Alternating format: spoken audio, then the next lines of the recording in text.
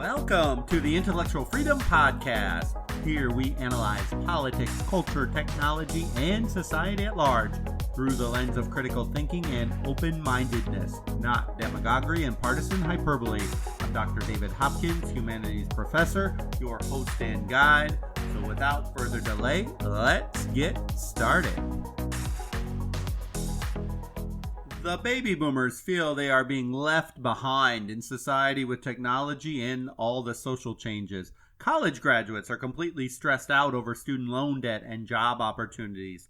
Blacks feel the burden of racism and white privilege are holding them back. Poor and working class white folk, barely surviving, say they would like to get a little bit of that white privilege. Thank you very much. Many women are frustrated with the glass ceiling and unequal wages. There's fear of COVID. Trump supporters fear the beginning of socialism. Liberals fear the nationalistic wave of MAGA will destroy the country. I could go on and on and on and on. Aided, of course, always with the paranoia of the news media every day. Heck, the bump music for every cable news channel should be REM's famous song from the 90s. It's the end of the world as we know it. Anger, hate, resentment, anxiety, fear. It seems there is no end. But what if I told you none of it mattered? None of the external craziness in society and culture mattered in living your life to your best self.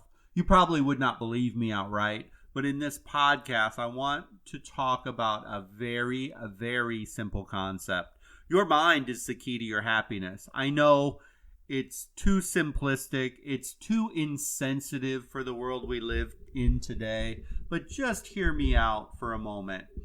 This concept actually dates all the way back to Stoicism, espoused by the Greeks to some extent, but especially the Romans. Yet a week ago, I was listening to Dr. Charles Stanley's sermon, and it was probably a sermon he delivered 8 to 10 years ago, and it really caught my attention. Not just for the value to Christians in living a Christian life, but how the concept of the power of the mind cuts to the core of life itself beyond religion, and it's really the inspiration for this particular podcast. I want you to really get this part. For the Iowan or the farmer listening from anywhere really, they'll get this analogy perfectly, and here it is. Listen carefully. When you cultivate a thought, you reap an action. When you cultivate a series of actions, you will reap a habit. When you cultivate a series of habits, you reap your character. How you cultivate your character will reap your destiny. That's powerful stuff. In the spring, a farmer, he plants seeds. God willing, they grow through the summer, and then in the fall, they harvest them and they reap the fruits of all the labor that it took up to that point. Notice the kicker in all of this, though, when we look at the mind. Where does it all start? Where does your destiny in life originate? It originates with your thoughts. Let me say that again. Your ultimate destiny in life, how happy, how content, how successful, how kind, how giving, how loving, how physically fit, how business savvy, it's everything. It originates in your mind. It isn't your skin color. It isn't your sex. It isn't your parents. It isn't the state or neighborhood you grew up. It isn't your height. It isn't your boss or the government. Geez, for sure, Lord help us all if the government or the president is the determining factor in our life's destiny. Everything always starts in the mind. So there's good and bad news in all this, actually. I'll give you the good news first. You are 100% in control. That means you could change it any time you want to. You, every day, all day, determine how you face every little minute thing you face. And you are responsible for it, so you can change it. Then, of course, the bad news, which most of you already know where I'm going to go with this. The bad news is that you are 100% responsible. The sucky thing about being responsible for everything is the answer to all of your own life's problems. They're very close to you, and basically all you have to do is look in the mirror or maybe pull out your own driver's license to find the culprit to your crappy situation right now. Let me go a little Greek on you, ancient Greek. And I want to look back to around the 4th to 5th century BC and Plato. Plato is actually a towering philosopher who's probably best known for being the right-hand man to Socrates. And in his book, The Republic, which is one of the most incredible books ever written, and I believe should be required reading of every single human being in the planet before they die, he wrote about 4 virtues to a life lived well.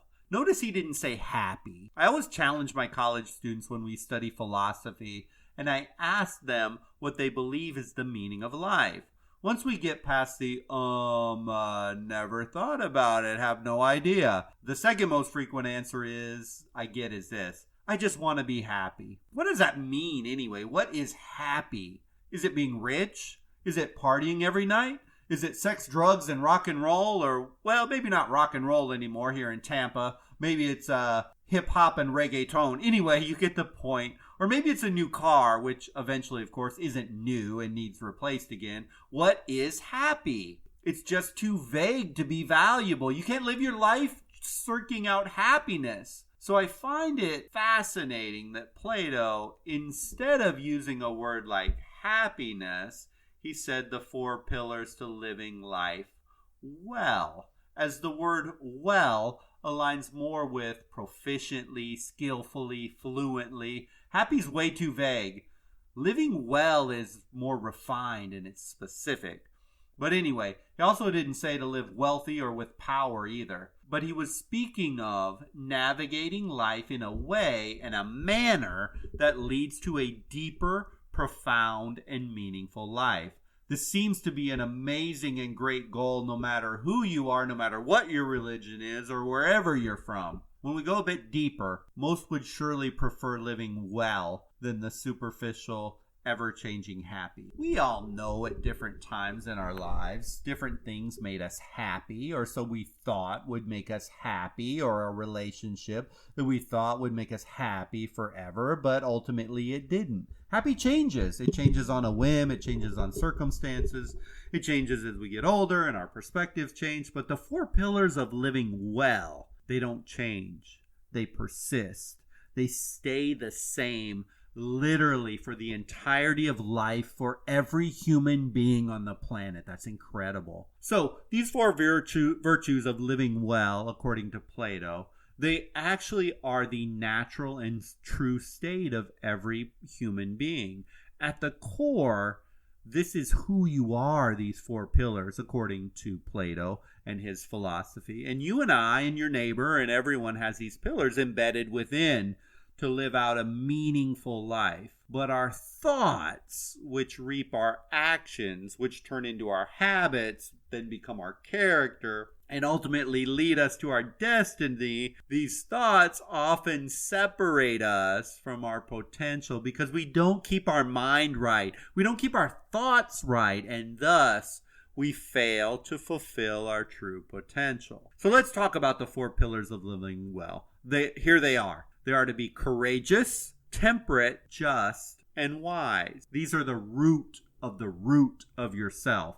And anytime we settle for less, we settle for something less than a full and meaningful life that you were meant to live. So let's analyze all 4 of these pillars separately. So I ask you, are you living with courage? Before you move towards an action, is your mind set that you will have resolve to do the right thing when you wake up in the morning? There are certain things when I wake up in the morning that I have to resolve to get done, or also known as I have to have the courage to get done, no matter what. Yes, I'm originally from Iowa, but I am now about as Floridian as they come anymore, and I notice this the more winters I go through down here. I find myself putting on a winter coat when the temperature dips to the 40s or 50s. I used to make fun of Floridians who did that. And if it's below 60, just like most Floridians, I call that a cold front. It was real hard to get up and go to the gym today. It was very, very hard. It was like 48, almost 49 degrees. It took my resolve, My thoughts, though, had me resolve to complete the action. So I went. Yes, I know this is not William Wallace and Braveheart type courage, but in our own lives daily, showing the resolve or the courage to do the little things, like going to the gym, they shape my habits, which form my character. You don't have to resolve to just the big stuff, to storming the beaches, to have courage, although those are amazing and we celebrate those individuals in our culture all the time.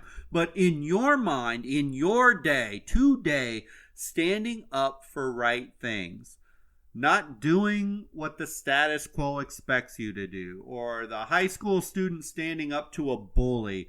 Courage, it comes on so many levels and presents itself in so many ways every day. One serious trap that we have as humans is to think one little thought or action, it doesn't matter. Oh, I just missed one workout because it was colder. Oh, I was just gossiping this one time. Oh, I just take a little bit of money from the company, or oh, they won't miss it if I take one ream of printer paper. Remember, each thought leads to an action, and as insignificant a single action can appear on the surface, it can lead to a habit, which ultimately forms character. So be very careful of the trap. Well, that little thought, that doesn't mean anything. Or that little action there, me skipping this workout here, or me just being quiet when they're making fun of this other person, it matters. It all matters. Every one of them matter, because every one of them shape character. Is your mind resolved in the morning to act with courage, to be kind, to eat the right food, to go to the gym workout, to complete X, Y, or Z project, to not gossip with a group of people that it seems inane but actually is not good, to spend more time with your kids? See, courage cannot become a reality unless you're resolved in your mind with your thoughts to get it done. Most of us daily don't have to worry about putting our lives on the line. Not that kind of courage, but when necessary, do you have the courage to get done, say what needs to be said, regardless of the consequence that supports the proper ethics and morality of your life? When you do this, you are living with courage and you're living to your true self. The second pillar of a life lived well is to be temperate. Now, temperate is nothing more than a fancy word for being level-headed, for being agreeable, for being pleasant, for being restrained. In other words, acting the opposite of politicians and cable news personalities. Isn't it oh so nice to be around people who fly off the handle in anger or rant or rave constantly? Some people have a character of ranting on the same thing every day all the time. Everything somehow in some way can turn into a political statement. Or others, they're very multi-skilled ranters and have the ability to go off on pretty much any topic, or sadly anybody who gets under their skin at any time. If we want to live a life, a deep life, filled with joy and hope and friendship filled, we need to, at that thought level, chop out those negative thoughts. Transform them. Maybe that just starts with listening more and speaking less. That's a great way to become temperate. And we maybe need to stay there until we learn it. If you're like me, my mouth gets away from me far too often. I need to challenge myself, and you need to challenge yourself at the thought level to be more temperate, and it will impact your actions, habits, and your character. Plato's third pillar is to be just. From the perspective of Plato, this is the active desire to see things restored to the true good, I guess we could call it. First in ourselves and then in all we meet, regardless of their treatment or opinion of us. See, even when, that's always the hardest part, when people are treating us bad, but yet we have that capacity to turn away from it and to continue to try and focus our energies into positivity. The focus first, and to make this happen, needs to be to get our own mind right. We spend way too much time judging other people, critiquing others, gossiping about others. You nor I can ever live a life to our true potential if we're wound up in this twisted concept that somehow you or I have the right to act as the judge and the jury. Instead, with our thoughts, we need to wake up daily, not with a heart of condemnation or one of superiority, but rather to wake up focused on looking inside the self and focus cleaning up our own house first. When I do this and when you do this day in and day out, we begin to be more just because our thoughts are focused more on our own issues and we become more open-minded and tolerant of other people. Finally, Plato's fourth pillar of wisdom. Wisdom is seeing what is truly good and beautiful, what is worth doing in life and what is not worth doing. We're not going to become knowledgeable, we're not going to become intelligent with sophisticated reasoning skills if we don't feed the mind properly. We are feeding our minds, I guess better, are we feeding our minds to foster wisdom? Cable TV, Netflix binges, video games. What is going on? What is going into our minds that is developing our thoughts every day? Are they positive or are they negative? Are we feeding things into our brain that are going to help us reach our best selves? Or are we feeding our brain social media garbage, angry stuff, nasty language, anxiety, stress? If we want to be wise and if we want to develop wise thoughts, we must feed our brains with positive dialogue with friends, positive dialogue with family, positive books, inspiring books, TV, music, and the more stuff, the more good stuff, the more positive things in our brain, and the more we limit the nasty ugliness of society and culture, whether it's TV, news, or social media, the better off and the wiser we are going to become. We will go where our thoughts take us. So if we are honest right now, project 10 years forward, where will your thought take you? I know for me, I have a lot of work to do. Are your thoughts positive, inspiring, working towards being better today than yesterday? If not, don't look at who the president is. It's not their fault, and they won't save you if you think they will. Don't look at your parents' pathetic gene pool or average gene pool. Don't look at your skin color or the neighborhood you were raised in or the neighborhood you're in or your sex. Look inside. Look deep inside. Don't forget where we started this podcast. When you cultivate a thought, you will reap an action. When you cultivate a series of actions, they are going to turn into a habit, or you're going to reap a habit. And then those habits, after you've got a series of them, that is going to become your character. And how your character becomes is going to reap where you end up at the end of life. When you're on your deathbed, all the thing as you look back, your character is going to shape your destiny. I challenge you, and I'm challenging myself. Self-monitor your thoughts. It all starts with the thoughts. Before those thoughts and before they come spewing forth in words or actions, ask yourself, do they lend themselves to living a life that is filled with peace, contentment, joy, success, passion, or are those thoughts leading you towards a life of meager just getting by, spewing anger, gossipy, discontent, and self-centeredness? As those thoughts will lead to actions over time, and they're going to form very bad habits, both physical and health-wise as well as mental. And then someday down the road, your character becomes defined by those habits. If you've had a bad habit of eating poorly for years and years, it can manifest itself in the form of obesity, or mentally maybe it's just going to manifest itself in intense levels of anxiety, stress, or anger that leads to other health problems. And finally, those character defects, they alter or they create your destiny. Again, whether it's a health issue or a mental, professional, or whatever shortfall, people sell themselves short of their true potential. And how did it start? It started at the smallest, most minute level. Your thoughts.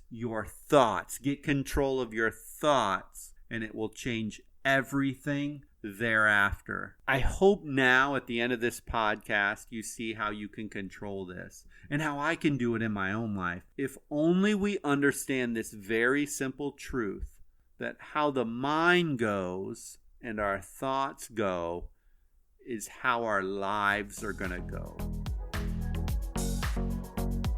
Thank you for listening to the podcast today. I hope you found value. It is an incredibly empowering and exciting to know that your life is truly in your own hands. How your mind goes is how your life will go. This is a truth, and when we take it to heart, it can alter the trajectory of your life. Remember, I generally publish new episodes every Monday and Wednesday, so if you click like or follow, you'll be alerted when new episodes come available. Until the next episode, I hope you have a wonderful week.